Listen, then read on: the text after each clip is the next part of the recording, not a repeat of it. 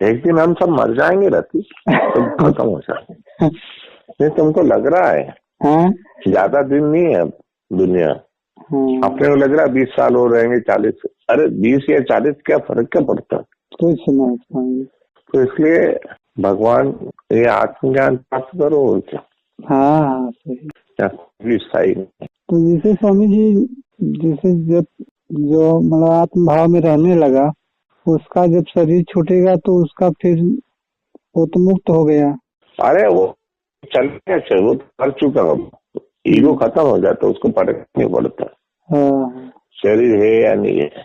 सही। स्वामी जी प्रणाम। धन्यवाद। ये जो चेतन सत्ता है, तो जैसे एक ही चेतन सत्ता होती तो अरे चेतन सत्ता को थोड़ी भ्रम हुआ है।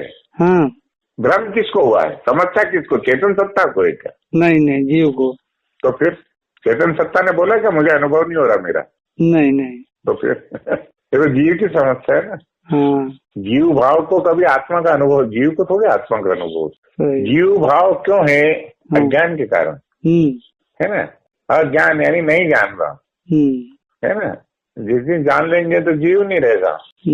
हाँ, हम है क्या है, हम मिक्स कर देते जीव और चैतन्य सत्ता को एक समझ लेते हैं। हाँ, क्या है, जिसको ज्ञान हो गया उसका तो जीव भाव खत्म हो गया। सही बात। उसने कहा मैं तो ब्रह्म हूँ। अब वो जो सुन रहा वो अज्ञानी है, जीव है। और जीव समझता है यार वो ब्रह्म, वो कहता तू भी ब्रह्म है, लेकिन उससे कहने का मतलब है तू कब ब्रह्म है, तू जब जान लेगा तू ब्रह्म है तब तू ब्रह्म है। सही है।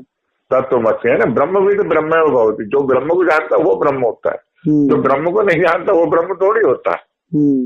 न जानना यानी अज्ञान, तो अज्ञान है तो ब्रह्म ज्ञान थोड़ी होगा। सही।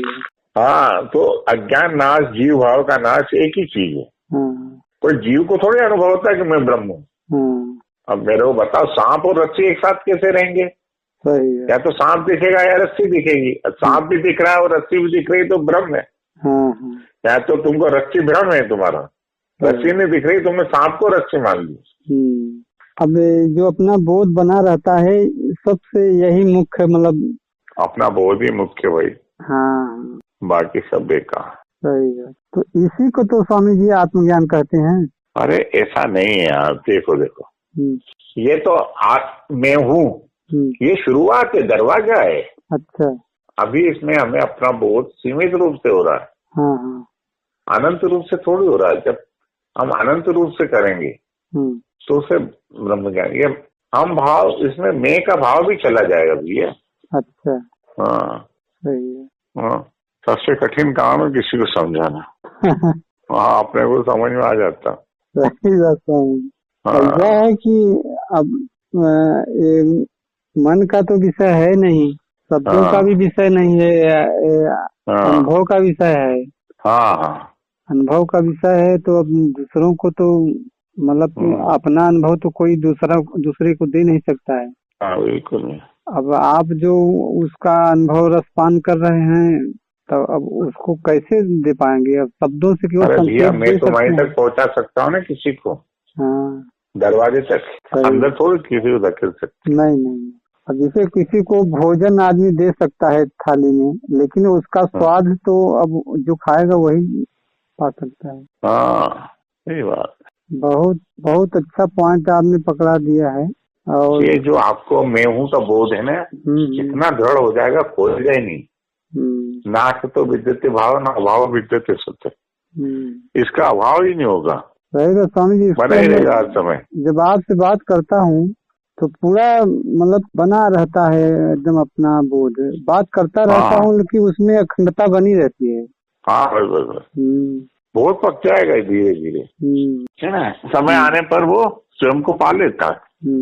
अच्छा स्वामी जी, एक बार आपने बताया था कि ये जो अपना स्वयं का जो बोध है और चेतन में प्रवेश कर जाएगा तो हाँ, जितना गहरा जाएगा ना। हाँ, जिन खोजा तीन पाइया गहरे पानी पेट। हाँ, और चेतन अचेतन बचाओ, हमारी चेतना की गहराइयाँ है कोई। अच्छा। हाँ, कंपार्टमेंट नहीं, कमरे नहीं हो। अब कबीरदास जी ने गहराई बोला।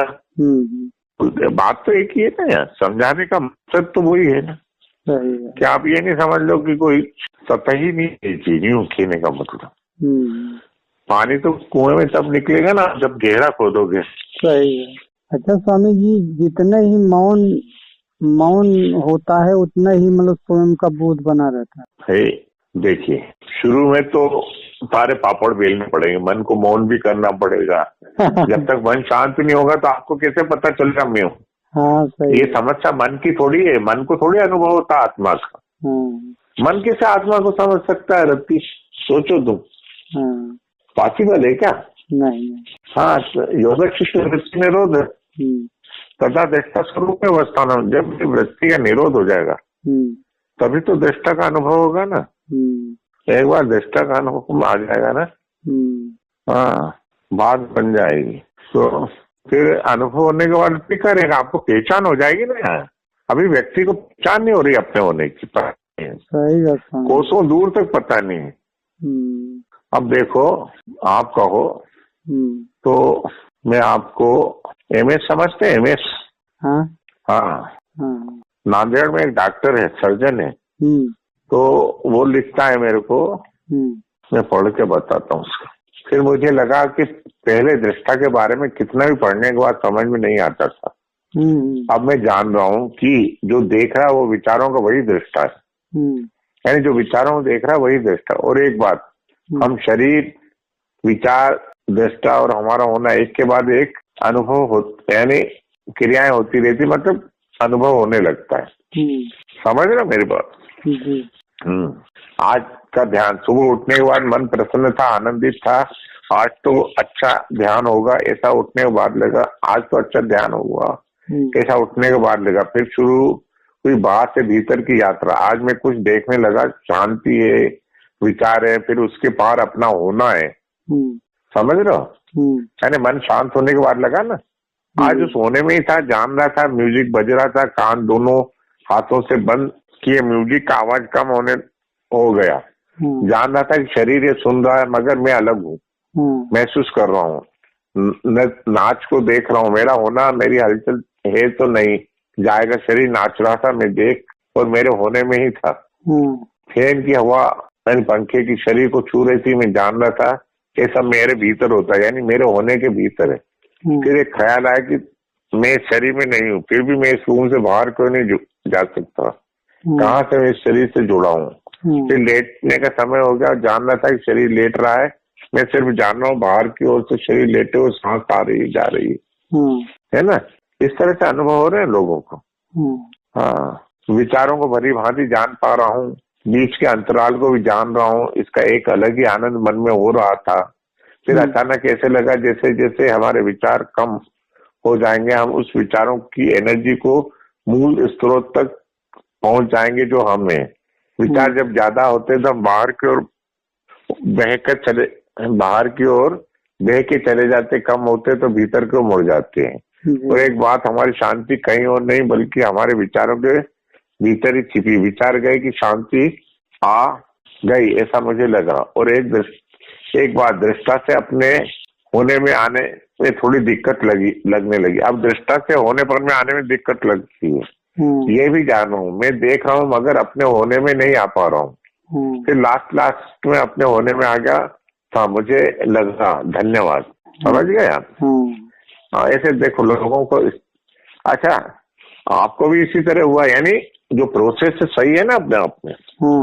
हाँ, गलत थोड़ी सिखा रहा हूँ। दूसरी क्या, विधियों में समस्या हो जाती है ज्योतिष, विधि में आदमी उलझ जाता है, ये करो वो करो, जब करो, क्रिया में फंस जाता है। फिर जब आपको अपना अनुभव होने लगेगा ना होने का, तो फिर लगेगा किसी क्रिया की जरूरत कहाँ है। अच्छा स्वामी जी, जैसे एक दिन मैं ध्यान में बैठा था तो ऐसा लग रहा था कि जिसे मैं, मतलब मेरी आंख बंद है, अब मैं मतलब कि स्वयं को मतलब ध्यान में बैठे हुए देख रहा हूँ, ऐसा कैसे हो सकता है? और मन को कुछ भी आभास हो सकता है, ऐसा कोई बड़ी बात नहीं। जैसे मतलब ऐसी पूरी, मतलब जिस मुद्रा में मैं ध्यान में बैठा हूँ उसी आकार में मतलब कि पूरा मतलब कि दिखाई दे रहा है। हाँ, तो क्या हो गया, आप जिसको दिखाई दे रहा वो आप है ना। हाँ। और एक चीज और स्वामी जी, मतलब ये नाद मतलब हमेशा मधुर ध्वनि में हमेशा मतलब सुनाई देती रहती। हाँ हाँ देखो, मैं वही तो कह रहा हूँ, देखो अंदर नाद सुनाई दे या बाहर की ध्वनि सुनाई दे, दोनों है तो ध्वनि ना भैया। जी जी। आप जो सुनने वाले हो वो महत्वपूर्ण है ना, सब आप में ही तो सुनाई दे रहा, आपकी सत्ता से बाहर कुछ भी नहीं है। सही है। बहुत बहुत धन्यवाद स्वामी जी आपको। नहीं, इसमें धन्यवाद की क्या बात। अरे जब आपसे बात होती है ना तो हम बहुत मतलब एकदम अंतर्मुखी हो जाते हैं। बस अपना बोध है अखंड बना रहता है, भले आपसे बात कर रहे हैं। सही बात है। और बताइए। और ठीक है, अब ऐसा लगता है जैसे मतलब बीच बीच में मतलब मौन आ जाता है एकदम कि अंतराल आ जाता है एकदम, मतलब मस्ती छा जाती है। सही बात। बोलते बोलते एकदम रुक जाते हैं, आदमी निर्भर हो जाता है। हाँ ठीक है स्वामी जी, प्रणाम। धन्यवाद बहुत बहुत, आपने मेरे को अपना समय दिया कीमती।